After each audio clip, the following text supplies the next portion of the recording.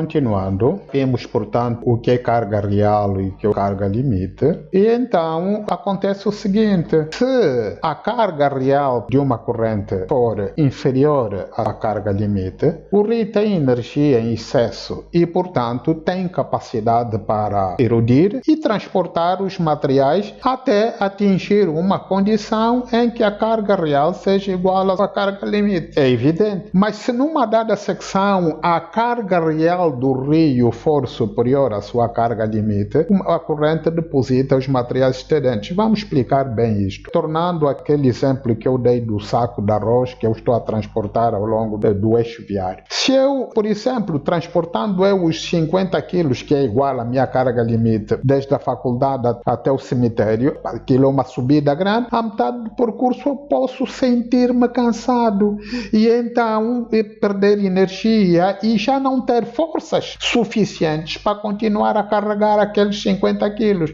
E o que é que eu faço? Eu sou obrigado a deixar de lado uma parte desta carga, portanto, até atingir aquela quantidade que eu consigo transportar. O rio faz a mesma coisa. Se num determinado ponto ele está a transportar um peso maior do que aquele que ele consegue transportar, tanto a carga real que ele está a transportar é superior à sua carga limite, despeja parte do material que carrega até atingir a condição de carga real igual à carga limite. Portanto, voltando ao início, se carga real é inferior à carga limite, o rio erode, que é até atingir a condição de carga igual à carga limite. Se acontece que a carga real que ele transporta for superior à carga limite, o que ele faz é o contrário, deposita os materiais em excesso até atingir, portanto, sempre esta condição. Ora, tornando ao modelo de Davis, o grade stream é um rio que em quaisquer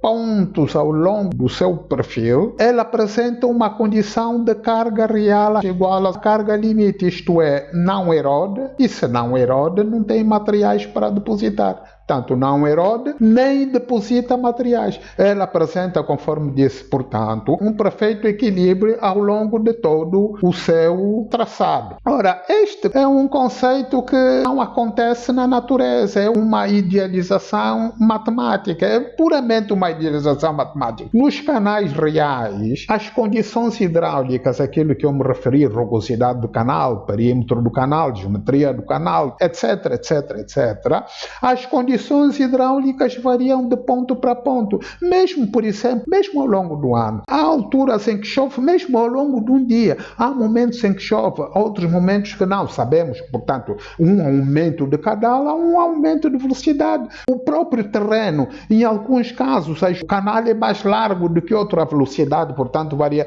Portanto, nas condições reais, o canal é obrigado a ajustar a sua carga real, a sua carga limite, porque as condições hidráulicas vão variando de ponto para ponto. Não é possível, portanto, existir um perfeito equilíbrio portanto, ao longo do traçado fluvial, na qual se mantém sempre a condição de carga real igual à carga limite. É por isso que é uma idealização puramente matemática que não se verifica nos canais reais. E, portanto, se é obrigado o rio em cada ponto a adequar a sua carga real, a sua carga limite em função das condições energéticas que existirem ao longo desse canal, ao adequar, portanto, a carga às condições energéticas, ele pode promover ou a erosão ou a deposição. Então, vamos continuar, se ficou bem entendido, não sei, vamos continuar abordando um outro conceito que é o de nível de base da erosão. Nós vimos que é nível de base de erosão também, em termos gerais, quando abordamos as características gerais do modelo de Davis, e nós vimos que ele é um nível de referência para os relevos que se encontram para um determinado nível.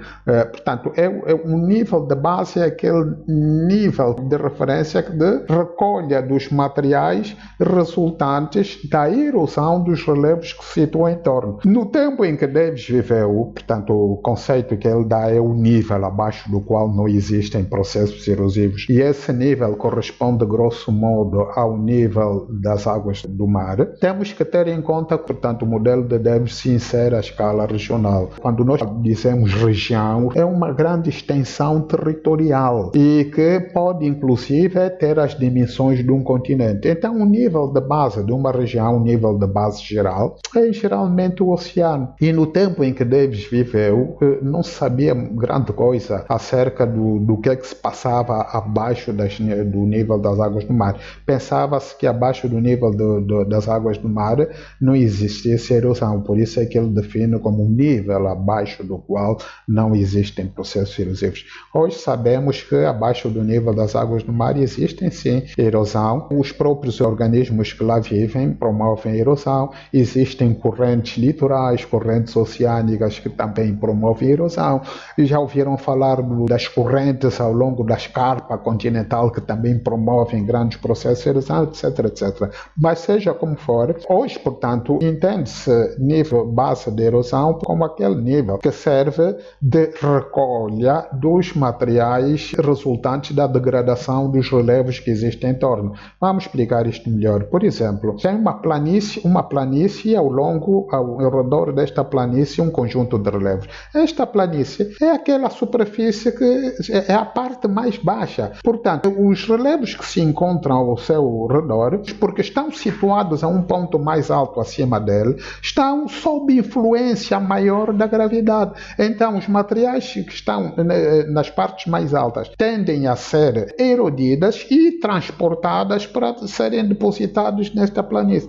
Esta planície, portanto, funciona como a área de recolha dos materiais resultantes da degradação dos relevos que se sentiram em torno. É um nível de base local, assim como um lago, assim como um rio, que são as partes mais baixas que recolhem os materiais dos relevos que os circundam. Este é um nível de base. No caso, nível de base local, porque está a referir-se, portanto, a condições locais, relevos, portanto, ele recebe o resultado da erosão dos relevos que existem nos locais ao redor dela. O oceano tem um nível de base geral, porque recolhe, portanto, os materiais de toda a região que se situa acima dele. É por isso que quando falamos do modelo de Davis, nós vemos que esse modelo era soerguido acima do nível de base geral da erosão, lembram-se, não é? Para dizer que esses materiais soerguidos estavam submetidos à energia potencial da gravidade. Portanto, é uma energia de relevo que permitia, portanto, que os materiais constituintes esses relevos pudessem ser mobilizados e depositados, transportados, portanto, até serem depositados como fim último abaixo do nível das águas do mar. Este é o nível de base da erosão que nós nos referimos. Ora, segundo Davis, portanto, um abaixamento do nível de base da erosão vai comportar, portanto, um aumento da carga limite, isto é, um aumento da capacidade erosiva da corrente. No modelo de Davis, a erosão fluvial, o processo mais importante. Portanto, um aumento da energia fluvial leva a um aumento da sua capacidade erosiva e, portanto, tende ao rejuvenescimento da paisagem. Ao contrário, um levantamento do nível de base da erosão comporta uma redução da carga limite, portanto, da corrente. Vamos supor, reduz a velocidade da corrente, reduz, portanto, a carga limite da corrente e a tendência é principalmente para os processos de deposição. Se há uma prevalência de processos de deposição, há uma tendência maior a um envelhecimento da paisagem. Ora, todo este processo pode ser melhor entendido se nós considerarmos dois resultados experimentais. Aquela de Ullström, que vamos ver daqui a bocado, e depois o resultado experimental de Chesi e Eitelwein, que vamos ver. O resultado experimental de Ullström está aqui resumido neste diagrama, mas vamos ver em que consiste a experiência de Ullström. A experiência de Ullström consiste essencialmente no facto que Ullström preparou um canal experimental e cobriu o fundo deste canal experimental com partículas de materiais de dimensões variadas, desde argilas, areias, seixos até blocos. Portanto, ele cobriu o fundo deste canal experimental com a altura de 1 metro e, à medida que fazia variar a velocidade desta corrente, ia tirando, portanto, grãos com essas mesmas dimensões ao longo do canal. Por que ele fazia isso? Ele queria ver qual era o comportamento desta corrente à medida que se variava a velocidade, qual é o comportamento decorrente quanto aos processos de erosão, que aqui está, de transporte e de deposição. Nós aqui temos, portanto, o campo de deposição, que é separado por esta curva, que separa, portanto, o campo de deposição, o campo de transporte, e depois aqui uma curva de campo de erosão. Reparem bem que à medida que ia variando a corrente iria manifestando um comportamento relativamente ao transporte dos materiais, a deposição desses mesmos materiais, quando é que transportava, quando é que depositava e quando é que erodia. Vamos parar agora mais outra vez, porque eu sou obrigado, conforme disse, a parar frequentemente. Depois vamos continuar.